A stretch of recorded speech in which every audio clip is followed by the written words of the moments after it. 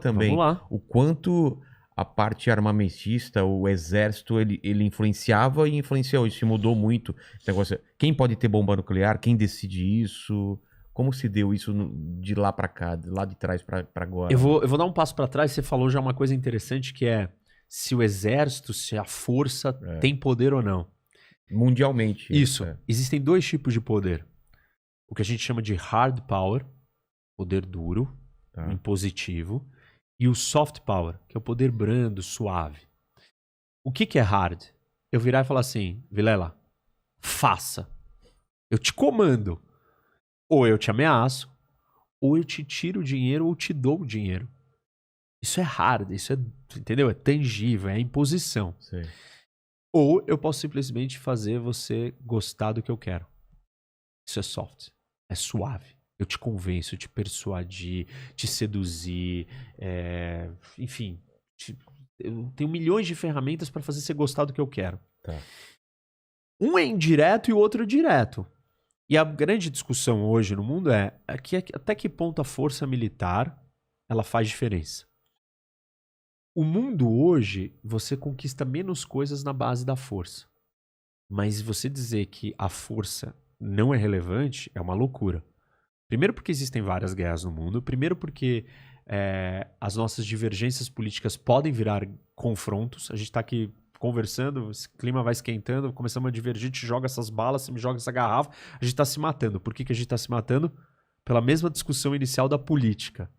Então, aí o Clausewitz, lembra do Sanderson, o Clausewitz? O Clausewitz, a frase famosa dele é: a guerra é a continuação da política por outros meios.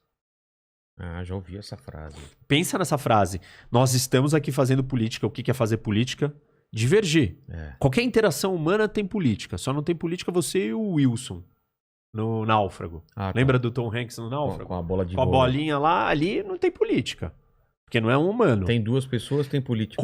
Botou duas pessoas em qualquer lugar, pronto. Tá rolando política. Essa política ela pode ser democrática, pode ser suave ou pode ser violenta. As guerras são políticas. Ou seja, nós divergimos e vou usar a força para conseguir o que eu quero. Então, descartar o uso da força não faz sentido. Sempre você vai precisar ter força no mundo internacional, na política internacional. Por quê? Porque esse globo aqui, a gente tem alguns elementos. Não tem governo do mundo. Não existe. Não existe Constituição do mundo. Ou seja, internacionalmente falando, e alguns dos pensadores que estudam isso e tal, nas relações internacionais, a gente diz que o mundo é anárquico.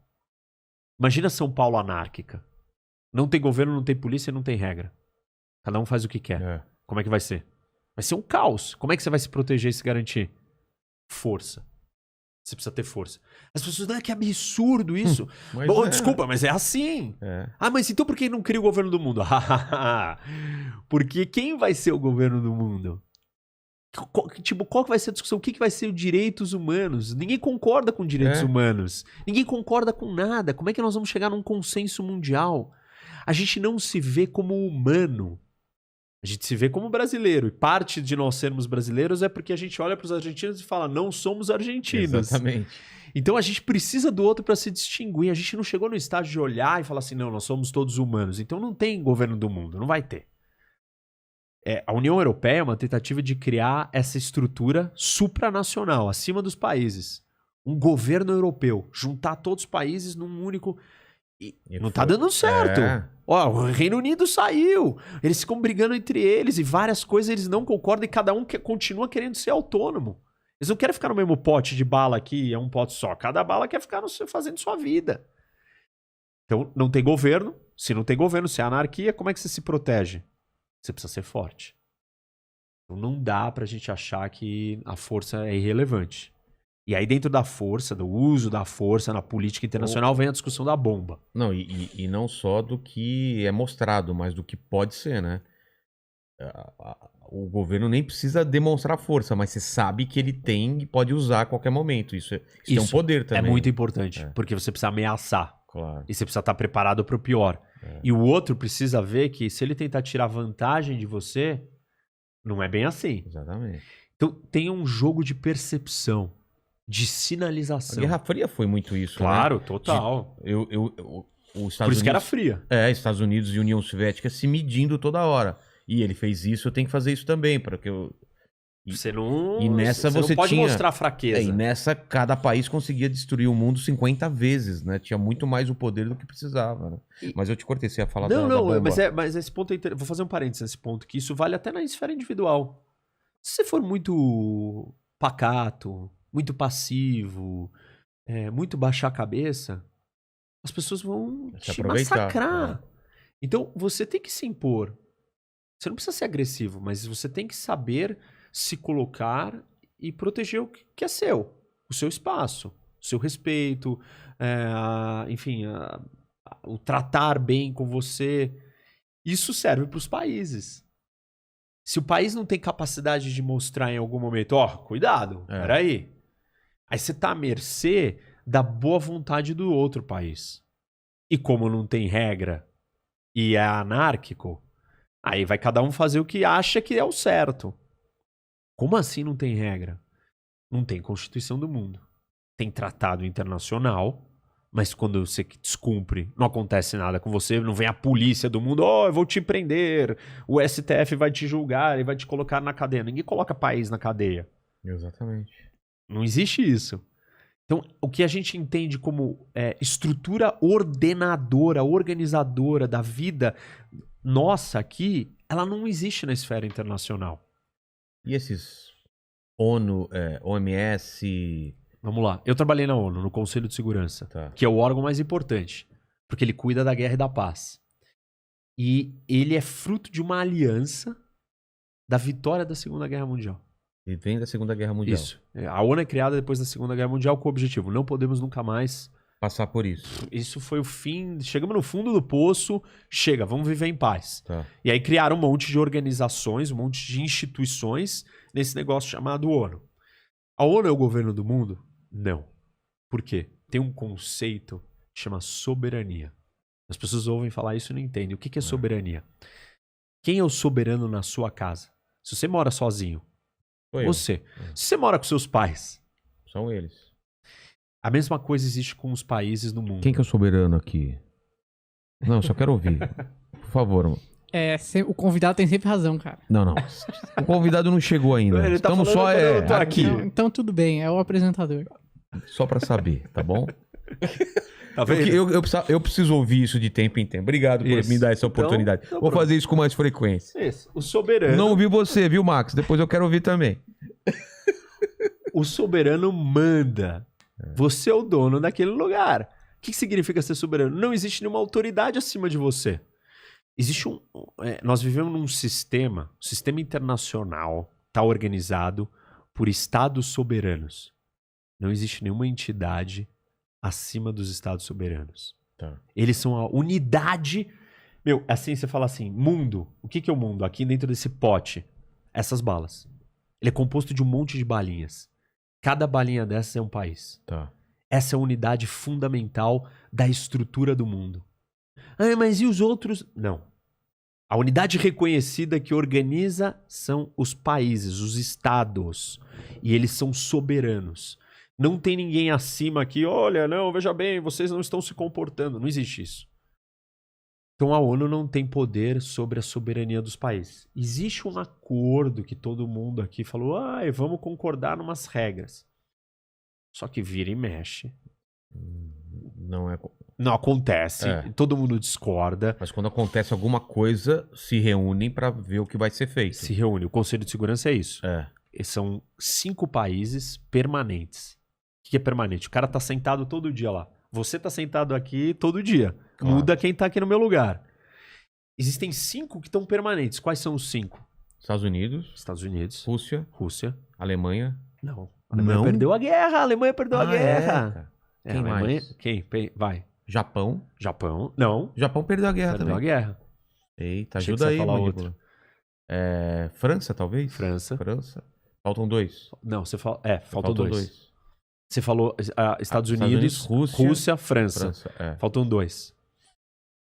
Caramba, Reino Inglaterra, com certeza. Inglaterra. Falta 1. mega importante, pô, você tá esquecendo. Canadá Porque a gente não falou é. um tempão aqui. A China? É. Caramba, é mesmo, China. Se China não tivesse aí... Tá. O que são? Esses caras têm um assento permanente. Eles têm o direito de estar China lá. sempre teve ou foi ultimamente por causa da... Tem um detalhe ali que quando... O assento era da China, mas quem representava a China era Taiwan. Aí eles mudaram isso. Ah, Taiwan tá. se retirou. Falaram, não, pelo amor de Deus, É. uma ilha aqui com 40 e poucos milhões e 1 bilhão. Eles são os verdadeiros donos do assento. Tá. Mas isso é uma outra história e não dá nem pra gente Tá bom. entrar. Mas vamos lá. Esses 5 têm um assento permanente. O que eles têm direito? Eles têm um poder de veto. A gente quer decidir uma coisa aqui, todo mundo. Você tem assento permanente. Só você que tem um Queremos assento trocar permanente. essa jujuba por amendoim. Isso. Aí nós, aqui, 3, 4, votamos que não. Você é o único que tem permanente. Você que tá É. aqui sempre. Você fala, eu veto. E aí já... Não acontece nada. É mesmo? É. Acabou. Não Esses 5 são especiais, eles têm poder de veto. Além dos 5, quem mais senta nessa mesa? É uma mesa em formato de U, assim, uma Uma ferradura. ferradura. É. São outros 10 países rotativos por mandatos de 2 anos. O Brasil é um dos países que mais sentou ali como rotativo. Quem decide isso? São por regiões. Então a América Latina tem direito a 2 vagas. Aí todo ano sentam todos os países da América Latina e falam assim, e aí, quem vai esse ano? Aí a Argentina, vai você, Brasil. Aí o Brasil, obrigado. Na próxima vai você, Argentina. É amigável. Tá. Tem lugares que é um problema. Por exemplo, Israel. Ela tá no Oriente Médio. É. Aí ela senta com todo mundo, nem senta. Aí os caras falam, não, você nunca vai. E Israel nunca foi. Ah, é? Não consegue, porque É. não podia ir, entendeu? Tá.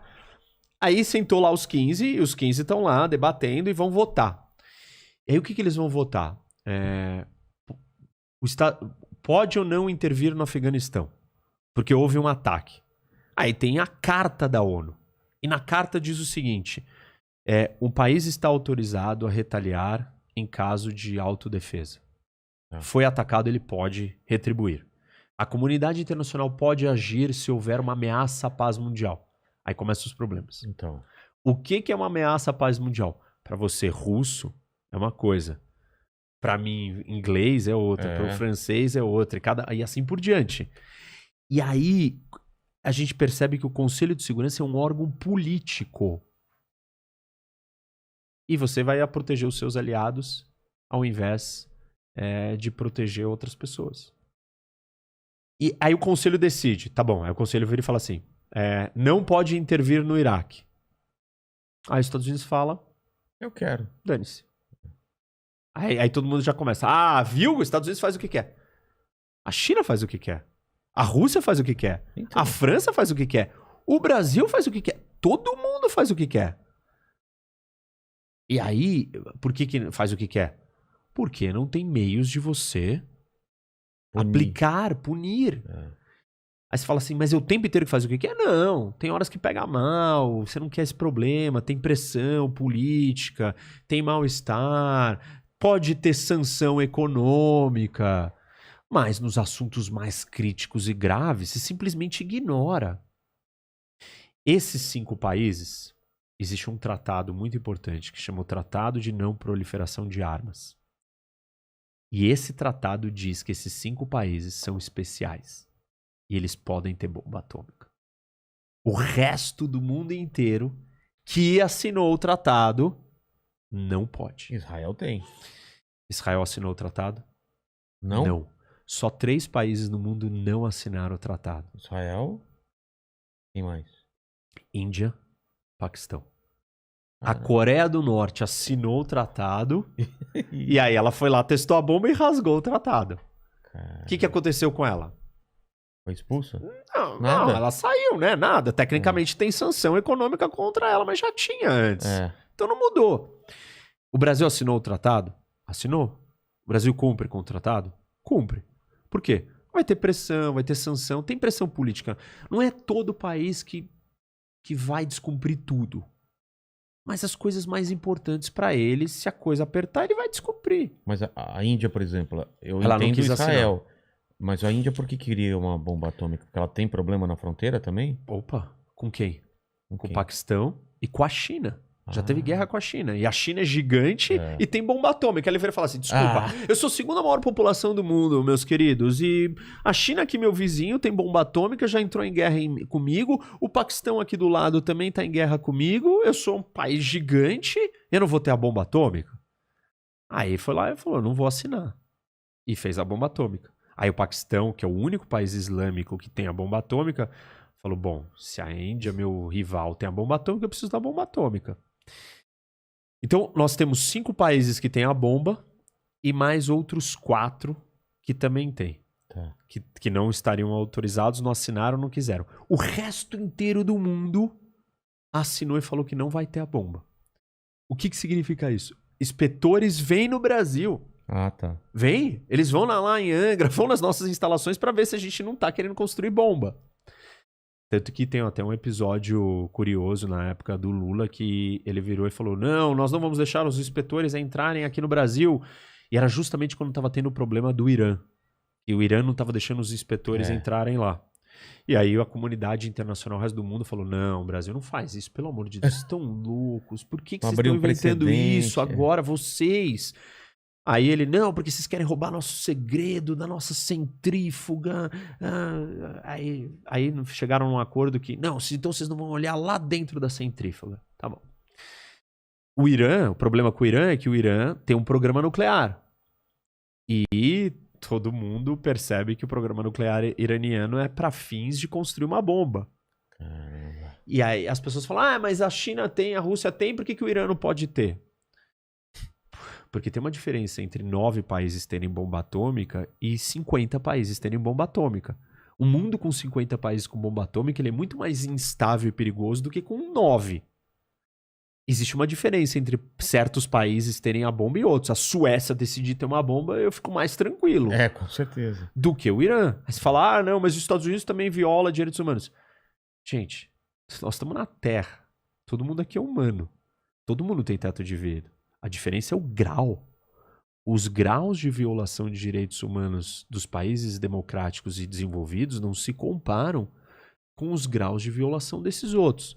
Então, você dá uma bomba atômica para um país como o Irã, é um problema gigantesco para o mundo. Porque essa bomba pode cair na mão de um grupo terrorista. Exatamente. Como o Hezbollah. E aí o Hezbollah vai estar preocupado em se explodir e morrer todo mundo porque usou a bomba? Não. Imagina se o próximo 11 de setembro for uma bomba nuclear. Caramba. Acabou com o mundo para, fecha tudo, ninguém sai de casa, não existe mais vida urbana, não existe mais cidades, até a gente descobrir onde está escondida a próxima bomba. Mas aí a gente vai para outro nível, que é a guerra biológica. Então, que é uma discussão da pandemia. Não tem essas teorias da conspiração que o vírus foi criado em laboratório, não foi usado propositalmente, foi disseminado propositalmente. Mas não gosto de teorias também da conspiração. Mas imagina no seu cenário biológico, é isso. É um tipo de arma de destruição em massa. E Irã falou, eu não posso ter arma nuclear, vou ter arma biológica. Isso, que tá banida também. Só que é um problema que você não consegue também proteger os seus, né? Você não consegue proteger os seus, você não consegue verificar se ele tem. Como que você previne isso de virar uma loucura? Você vira e fala assim, se você usar isso, pode ter certeza que mesmo depois de morto, eu vou criar um mecanismo para destruir toda a sua população e te matar. Isso se chama MAD, que é uma estratégia que surgiu na época nuclear da Guerra Fria para garantir que mesmo depois de explodir o país, você ia retaliar e isso fez que a gente não tivesse uma guerra nuclear. Como que é o lance? Isso é bem interessante. MAD é uma sigla? Mutual Assured Destruction. Tá. Destruição assegurada mútua. Tá.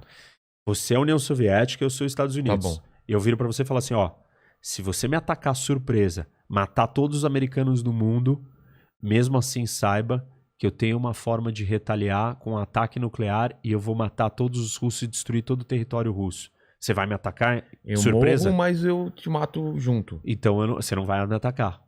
Porque você é racional e fala assim, não quero morrer. Eu queria te pegar de surpresa e te aniquilar, mas ficar vivo. Como é que você garante que você vai fazer isso, então?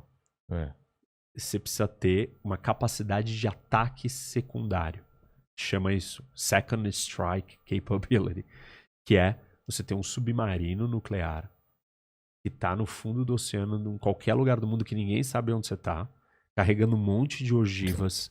Cara, E se você explode o país, aquele submarino vai lançar um ataque retaliatório a você e vai matar todo mundo no seu país. Isso garante, na tensão mútua, no medo mútuo de destruição total, que o outro não ataque. Qual o problema disso levado à lógica do terrorismo? O terrorista está preocupado em morrer? então. Não. MAD, essa estratégia, não funciona com um suicida. E aí? Por isso que isso é um perigo. É. Por isso que é um temor gigante, Quando um você grupo tinha- terrorista suicida ter uma bomba atômica. E aí tem lugares que estão mais próximos disso. Por exemplo, que a gente está assistindo no Afeganistão. É vizinho do Paquistão. O Paquistão é o único país islâmico que tem a bomba atômica. É. E é um país super instável. Existe o risco de uma organização terrorista conseguir roubar uma bomba no Paquistão. Exatamente. Aliás, o Paquistão tem estratégias de proteção da bomba bastante não convencionais. Tipo, Qual? botar elas em coisas móveis que ficam se movimentando, porque já houveram vários ataques de grupos Caramba! terroristas para tentar roubar a bomba nas bases. Então, e assim, pode ter um golpe militar de um general que é simpatizante de um não sei o quê, não tem o controle daquele quartel onde está guardada uma bomba, um material radioativo, e aquilo cai nas mãos do Talibã do Paquistão. Percebe? Então, essa questão da tecnologia nuclear, ela é muito séria. Dado o mundo de hoje. Com gente louca, fanática.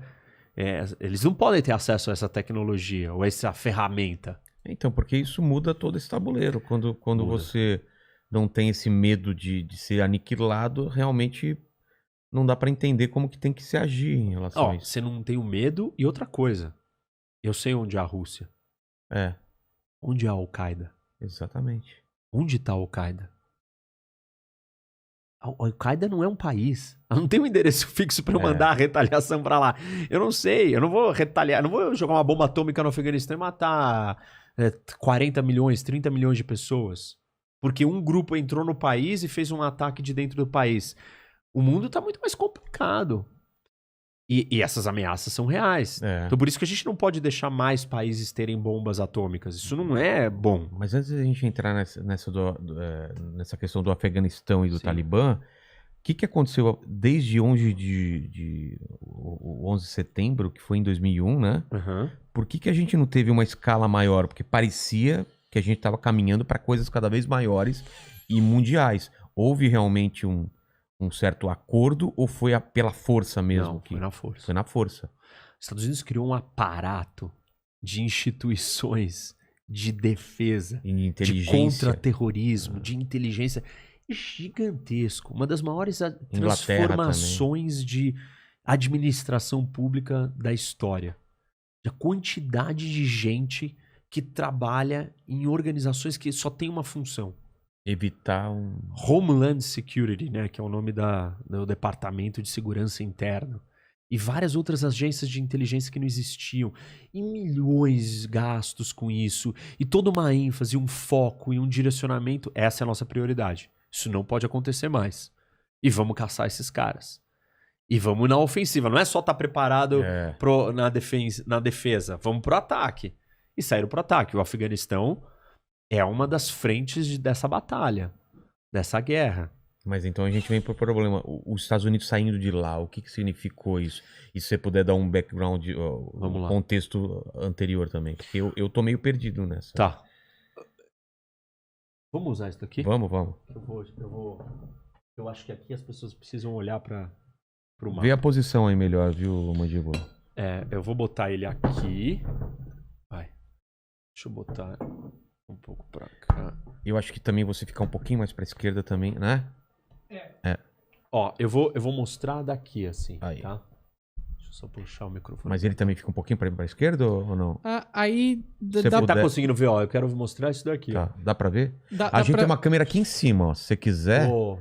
Ó. Então, Então vai ser melhor. aqui tá pegando uma aqui, ó. Tá.